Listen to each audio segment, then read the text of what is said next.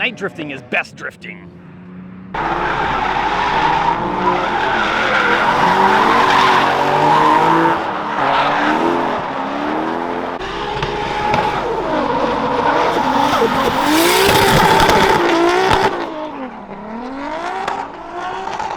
I'm out here at a new to me track, well, sort of. Wild Horse Pass Motorsports Park. This is the first time I've been here in 10-ish years. It's kind of funny because I grew up like 15 minutes from here. My parents' house, my neighborhood, everything, I was like 15 minutes from where I'm at now. But when I was a kid, I really wasn't a car now. It wasn't until later. It's cool they've been running events here for that long. The events are pretty good.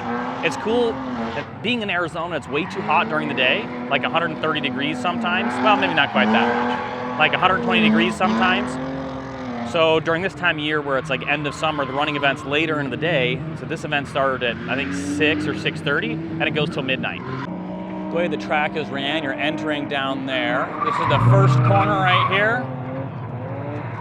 And then you go around this way, back to the left around that light pole, then you do a little manji down, and then there's a big sweeper, kind of a hairpin down at the end, kind of like a Mahon kind of style corner. And then after that, you shut it down. And you take the pit lane all the way back over there, which is, there's your grid all the way back there. Shooting at this track was pretty interesting. They were fairly relaxed. As long as you had a media pass, you could take pictures and videos from under one of the 3 light towers that were on track, where they had barriers set up. I spent a good amount of time down at the sweeper and watched some really rad cars come through, like this sick Laurel. There are also tons of other rad cars at the track, like this Cressida with a Cresta front clip, and then also this Lincoln Mark 8 that had a bunch of custom work done to it to make it a good drift car. Normally, when I go up into a drift event, I like to do a pit walk, but we'll just see how good my camera skills are to try and get something. Probably one of my favorite things that I'm seeing here is there's lots of IS300s, which is super cool. So like there's one right here, and then if we turn this way, there's another one right there. I think there's another one out on track right now. There are a bunch of cool 240s, so there's a nice gold S14. Lots of 350Z and G35, you know, pretty typical drift event, lots of those. There's a few pretty neat Miatas out here. It sounds like there's one that's supercharged. I think it's out on track right now.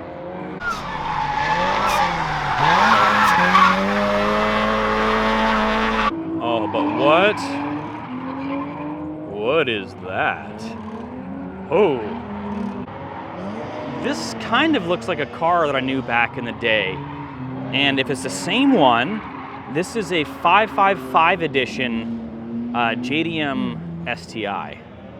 I was wrong. I got real excited seeing that trunk, but this one is left-hand drive, so it's just a regular USDM chassis or USDM car. But still super clean, really nice. You don't see these very often, and I'm a Subaru kid at heart, so I have a soft spot for old Subarus like this, you know, first-gen Imprezas. Got that fancy steering wheel.